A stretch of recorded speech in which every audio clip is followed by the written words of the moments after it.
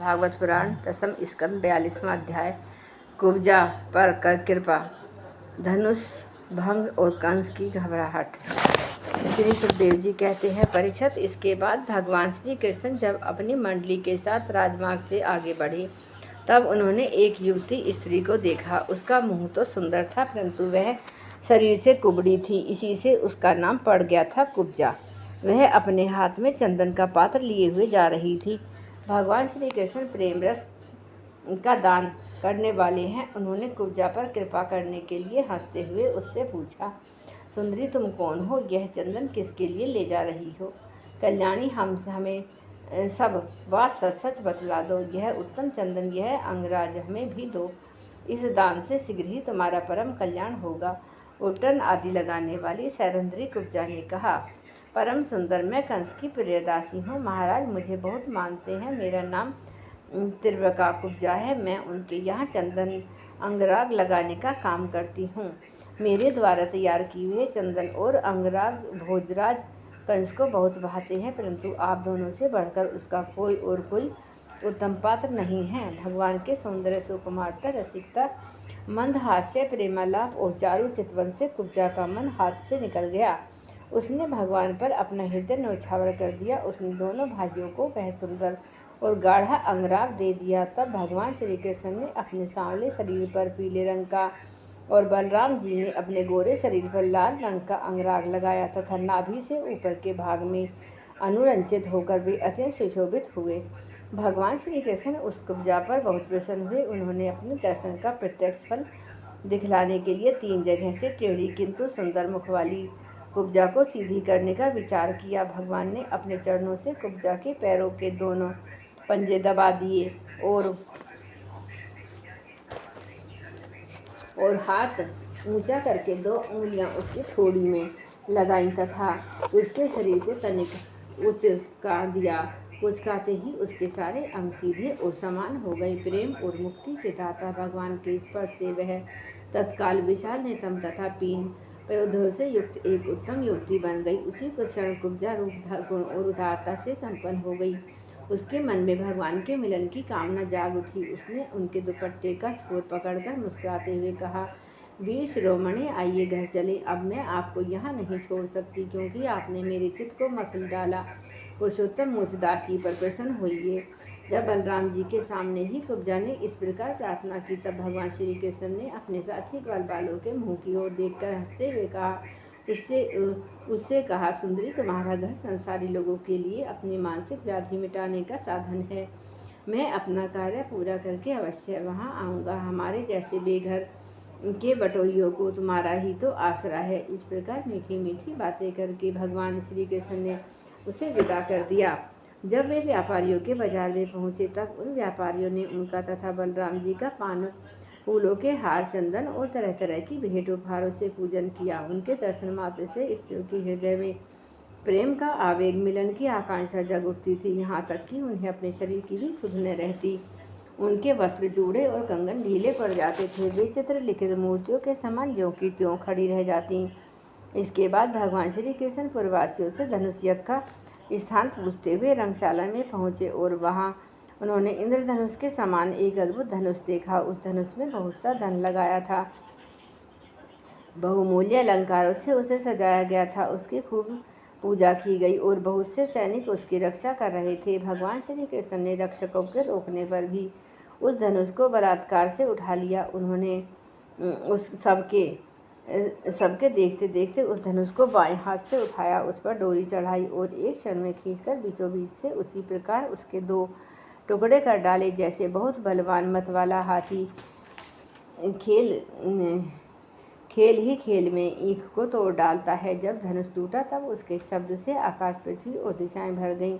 उसे सुनकर कंस भी भयभीत हो गया। अब धनुष के रक्षक आत्यायी असुर अपने सहायकों के साथ बहुत ही बिगड़े। वे भगवान श्री कृष्ण को बेघर घेर कर खड़े हो गए और उन्हें पकड़ लेने की इच्छा से चिल्लाने लगे, पकड़ लो, बांध लो, न जाने न पावे। उनका दुष्ट अभिप्राय जानकर बलराम जी और कृष्ण जी भीतर क्रोधित हो गए और उस धनुष के टुकड़ों को उठाकर उन्हीं से उनका काम तमाम कर दिया। उन्हीं धनुष खंडों से उन्होंने उन असुरों की सहायता के लिए कंस की भेजी हुई सेना का भी संहार कर डाला। इसके बाद भी यज्ञशाला के प्रधान द्वार से होकर बाहर निकल आए और बड़े आनंद से मथुरापुरी की ओर शोभा देखते हुए विचरने लगे। जब नगर वासियों ने दोनों भाइयों के इस अद्भुत पराक्रम की बात सुनी और उनके तेज साहस और अनुपम रूप को देखा, तब उन्होंने यही निश्चय किया कि हो न हो ये दोनों कोई श्रेष्ठ देवता हैं। इस प्रकार भगवान श्री कृष्ण और बलराम जी पूरी स्वतंत्रता से मथुरापुरी में विचरण करने लगे। जब सूर्यास्त हो गया तब दोनों भाई ग्वाल बालों से घिरे हुए नगर से बाहर अपने डेरे पर जहाँ छकड़े थे लौट आए। तीनों लोगों के बड़े बड़े देवता चाहते थे कि लक्ष्मी हमें मिले, परंतु उन्होंने सबका परित्याग कर दिया और न चाहने वाले भगवान का चरण वरण किया। उन्हीं को सदा के लिए अपना निवास स्थान बना लिया। मथुरावासी उन्हीं पुरुष भूषण भगवान श्री कृष्ण के अंग का सौंदर्य देख रहे थे। उनमें कितना सौभाग्य है कि ब्रज में भगवान की यात्रा के समय गोपियों ने विरह आतुर होकर मथुरावासियों के संबंध में जो जो बातें कही थी, वे सब यहाँ अक्षर सत्य हुई। सचमुच वे परमानंद में मगन हो गए। फिर हाथ पैर धोकर श्री कृष्ण और बलराम जी ने दूध से बने हुए खीर आदि पदार्थों को भोजन किया और कंस आगे क्या करना चाहता है इस बात का पता लगाकर उसी रात को वहीं आराम से सो गए। जब कंस ने सुना कि कृष्ण और बलराम जी ने धनुष तोड़ डाला, रक्षकों तथा उनके सहायकों के लिए भेजी हुई सेना का भी संहार कर डाला, तब यह सब उनके लिए केवल एक खिलवाड़ ही था। इसके लिए उन्हें कोई श्रम या कठिनाई नहीं उठानी पड़ी। तब वह बहुत ही डर गया। उस दुर्बुद्धि को बहुत देर तक नींद न आई। उसे जागृत अवस्था में तथा स्वप्न में भी बहुत से ऐसे अपशकुन हुए जो उसकी मृत्यु के सूचक थे। जागृत अवस्था में उसने देखा कि जल या दर्पण में शरीर की परछाई तो पड़ती है, परंतु सिर नहीं दिखाई देता। अंगुली आदि की आड़ न होने पर भी चंद्रमा, तारे और दीपक आदि की ज्योतियाँ उसे दो दो दिखाई पड़ती हैं। छाया में छेद दिखाई पड़ता है। जागृत अवस्था में भी उसने देखा कि जल या दर्पण में शरीर की परछाई तो पड़ती है, परंतु सिर नहीं दिखाई देता। अंगुली आदि की आड़ न होने पर भी चंद्रमा, तारे और दीपक आदि की ज्योतियाँ उसे दो दो दिखाई पड़ती हैं। छाया में छेद दिखाई पड़ता है और कानों में उंगली डालकर सुनने पर भी प्राणों का घूं घूं शब्द नहीं सुनाई देता। वृक्ष सुनहले प्रतीत होते हैं या बालू या कीचड़ में अपने पैरों के चिन्ह नहीं दिख पड़ते। कंस ने स्वप्न अवस्था में देखा कि वह प्रेतों के गले लग रहा है, गधे पर चढ़कर चलता है, विष खा रहा है, उसका सारा शरीर तेल से तर है, गले में जपा कुसुम अड़हुल की माला है और नग्न होकर कहीं जा रहा है। स्वप्न और जागृत अवस्था में उसने इसी प्रकार के और भी बहुत से अपशकुन देखे। उनके कारण उसे बड़ी चिंता हो गई। वह मृत्यु से डर गया और उसे नींद न आई। परीक्षित जब रात बीत गई और सूर्य नारायण पूर्व समुद्र से ऊपर उठे, तब राजा कंस ने मलक्रीड़ा का महोत्सव प्रारंभ किया। राज कर्मचारियों ने रंगभूमि को भली भांति सजाया।